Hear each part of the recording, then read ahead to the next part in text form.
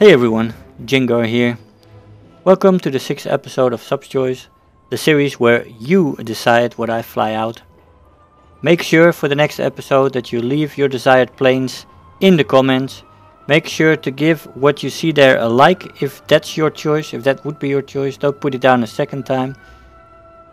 And the plane that gets upvoted the most will get featured in the next episode. Now in this episode we have the P-40E-1 Kittyhawk chosen by Robert last time. We're gonna see what it can do, we're gonna see what its strengths are. What you can expect from me here is 2 matches and a little bit of history and a thorough explanation of what this plane is capable of. I'll see you in the match. Hey guys, so here we are in the match.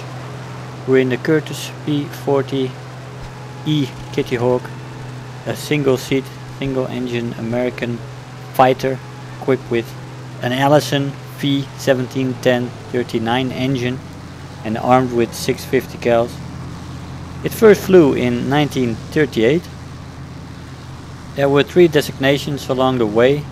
It started out as the Warhawk, then for the B and C versions it became the Tomahawk, and from the E version onwards it was named the Kittyhawk. The P-40 first saw combat in the North African operation campaign, being flown by British pilots somewhere in June, starting in June 1941. There the number 112 squadron was one of the first squadrons to operate the Warhawks. P-40 though was found out was inferior to German single-seaters like the BF-109 and the Focke-Wulf 190, and it couldn't really face up to them, so it was rarely used in Europe. But between 1941 and 1944 the P-40 played an important role in the Southwest Pacific and in China and in North Africa here and there as well. As a fighter first, but as it became absolute it was converted to a ground attacker and hardpoints were fixed to the frame and could carry quite a nice bomb load. Now some 13,500 of these things were built, and in the game I have to say they have a decent roll rate, they have fantastic speed in a straight line, good dive speed, and bad sides are that it has a bad turn time and a bad climb rate. A horrendous climb rate actually, to be more precise. If you put this thing in a steep climb it will climb like a turtle. You lose speed very quickly. It has a very strong rudder with a bit of an after effect. So you have to get used to that, but if you use the rudder and you know how to throw you can basically throw your plane around like I did here. But you have to be ready for the after effect. It wants to throw the tail back to where it came from. And if you compensate for that you can throw this plane around using rudder. And you can maneuver with planes that are better maneuverers, that have better maneuverability than you. So in this was a very short match but a very fun match where I did a lot of experimenting with that rudder. Got a little bit used to it. Now that was our 3rd kill in this match. We have both airfields.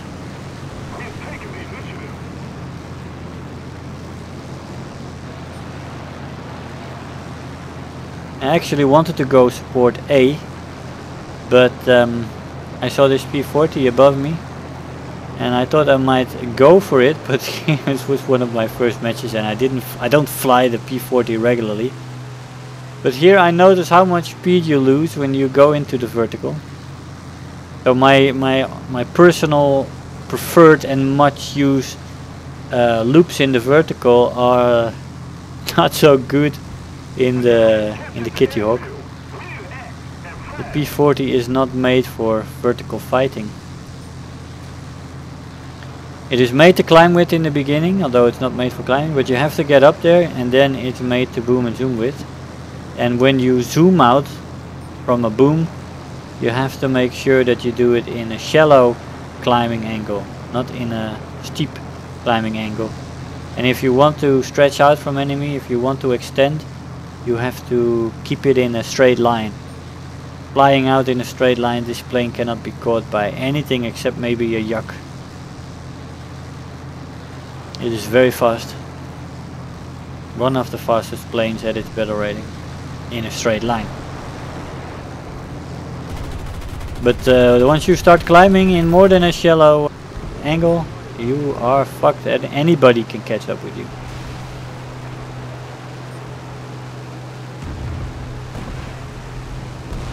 So here we're almost to the finale of this match already. There's a Key 27 incoming. I know it has crap armament, so I go for the head-on here. Win it, get out of the way. There's a Hellcat here.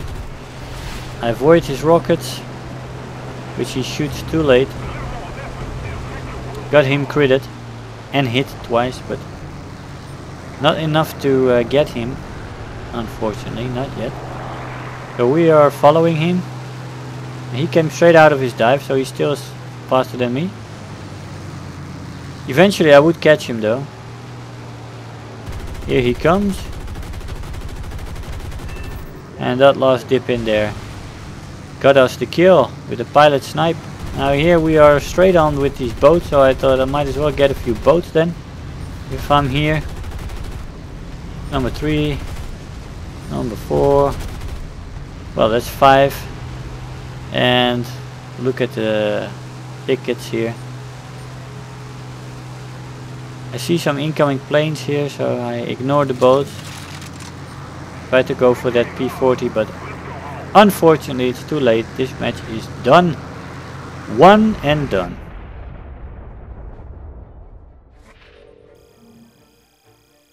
Five kills, 5 ground units, and 2 assists. Yeah, quite decent for a 6 minutes match. I'll see you in the next one. Hey guys, so here we are in the second match. Now we're trying to climb in a angle that is rather shallow, as you can see. Normally I climb much more steep, in a steep angle, but it's not possible in a Kittyhawk. It will lose speed like a brick, and that's unfortunately the case.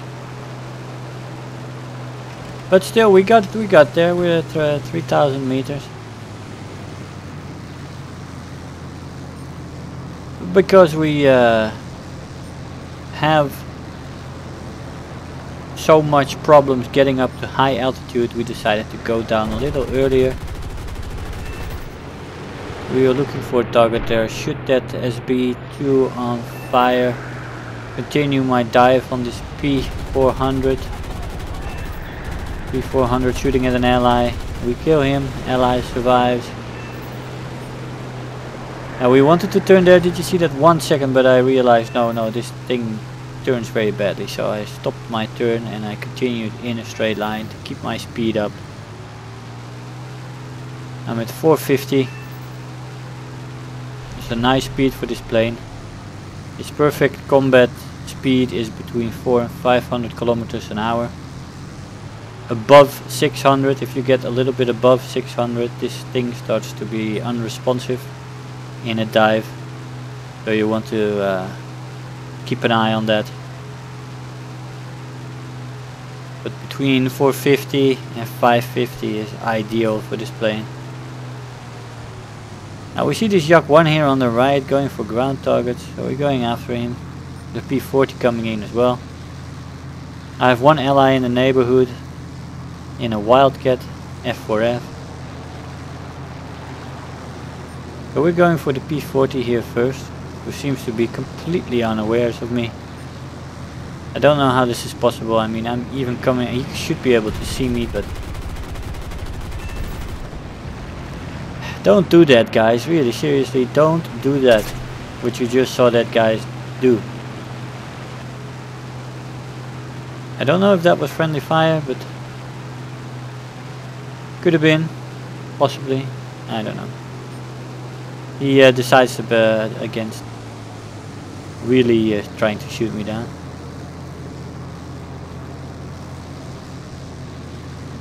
Anyway, we are flying back to the battlefield, seeing P-21 here. Yeah, it's already dead. No need to fire at it.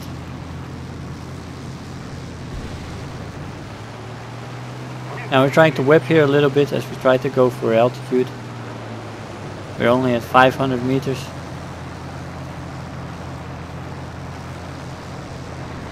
We have a Yak 7, a BB-1 and a P-40 straight ahead of us. P-400 coming in at high speed, so I take extra lead here. And he's down.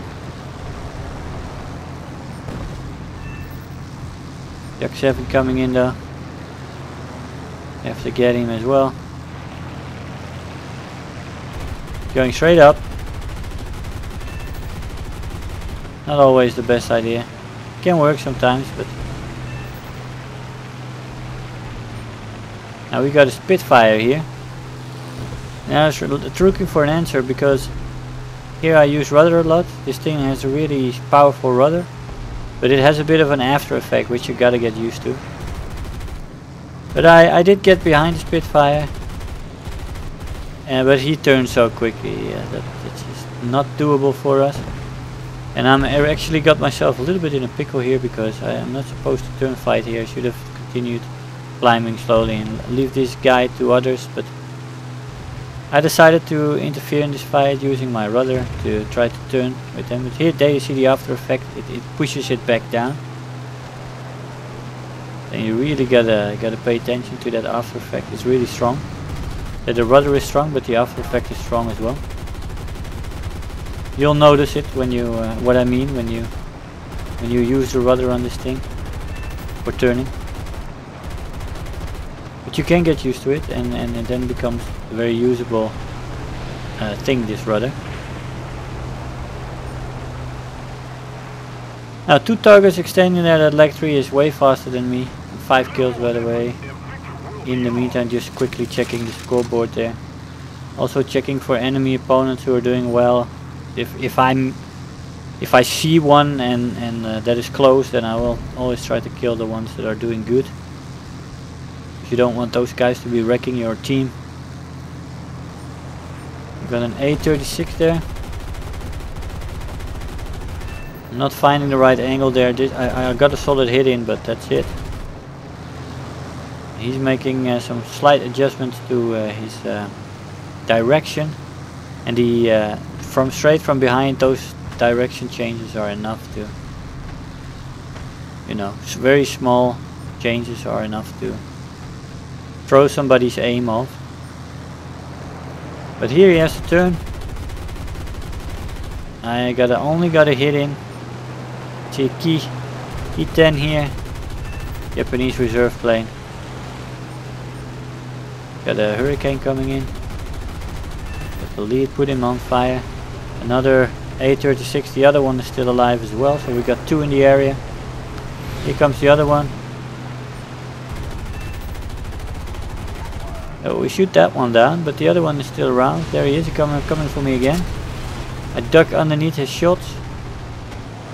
Got myself to 8 kills, and my friendly there, also a P-40, shoots him down. But we got other planes coming in. Now we got some tracers flying by here. So I'm trying to extend. Look behind me. It's the bullets of an I-15 that the P-40 asked for help.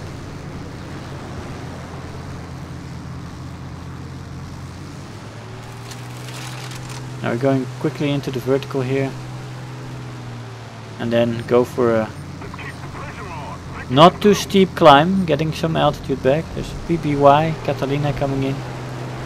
Now here we take the lead. Get the kill, pilot snipe. Another Key 10 here. People quickly running out of their planes and having to use reserve planes. That's with the battle rating with the Kittyhawk. You often get matches around 2.0. Sometimes also you get up tiered, of course, to 3 or 3.3, but Yeah, I've seen a lot of matches as well where you just fly people with Buffaloes. And also with Kittyhawk, some Spitfires, some Hurricanes, you know, the Mark 1A, the Mark... And and here we come. We got shot at. What was that? Now we're looking for the target, but I want to keep maneuvering if I'm missing him. But that was the guy who made a dive at me. Unfortunately, he missed his shots because he came up from way high. I didn't see him come in. I had not been looking well enough, but yeah, this plane has a low battle rating, and apparently, from what I've heard, it's going to get it lowered to 2.0 or something in the next patch. Now that will make this plane one of the clubbers in the permanent reserve range. Now when you got a lineup with few reserve planes and a Kittyhawk in it, you could be flying against 1.3s, 1.0s and 1.7s with this thing. And this as far as I've noticed, this plane is fine where it is. Doesn't need its battle rating lowered, but oh well. Again, is how you use it, and they are using player stats for adjusting battle ratings. And this plane apparently doesn't do too well. Now we got incoming. Try to make a sharp turn here to the left with some rudder. I hope that would be enough, but my engine catches fire.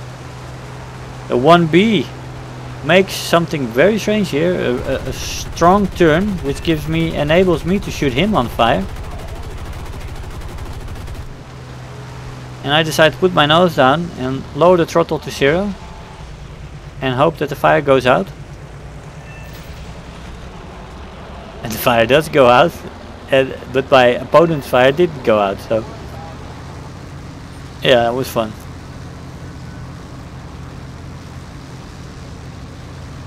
So I got to 12 kills in this match, and a little bit lucky with the fire there at the end.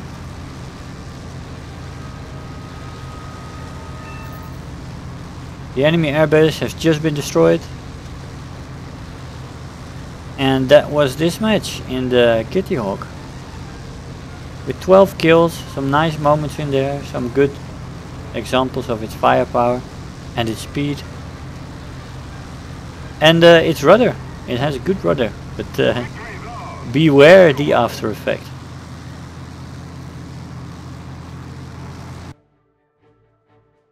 Let's see what we got. 7 crits, 43 hits. Battle time 5 minutes, 5 minutes, 45 seconds, but a 12-minute match. So about a kill per minute. Hey guys, so here we are after the match. Now, 2 very enjoyable matches with good results. If flown to its strengths, this plane can perform very well. Its strengths are its speed. It's got good speed, whether in a dive or in a straight line. Especially straight line speed is superior to none, except maybe a yuck here and there. Its climb rate though is terrible. If you put it in a steep climb, this thing will lose speed like a motherfucker. You don't want to do that. If you have to climb, do it in a shallow angle. Its roll rate is decent, its rudder is strong, but it has feisty after effect that you gotta take into account when you use it. But it's good to use because you can counter maneuverable planes that way and still have a chance in a dogfight if you get there. Now at the battle rating it said this plane is very strong, very high speed, and turn time and climb rate, I don't know, don't really correspond with this, but armor, pretty good protection for the pilot. And this is where I got the fire. There's a lot of fuel tanks around the pilot. I got the fire there last time, as you saw. It did go out though, that was good. So this plane apparently will get its battle rating lowered in the next patch. We'll go to 2.0 and that would make it a clubber, I think, because it's already strong. I mean, if you look at my results in the last days, 12-0, 5-0, 9-0, 3-0, 9-0 and a 5-1. I mean, I died once since picking it up for the video, and that's just crazy. I really love this plane. If used correctly, very strong, very enjoyable. Now what I want to ask you is to make sure to leave your desired plane that you want me to feature in the next episode in the comments. Don't forget. And if you already see your plane mentioned by somebody, give that a like and I'll count it as 2. The plane with the most upvotes will get featured in the next episode. Well, that's it. I hope you enjoyed this episode of Sub's Choice. If you did, make sure to like the video, leave me a comment, and if you want to see more, subscribe. I want to thank you all for watching, and I'll see you guys next time. Bye bye.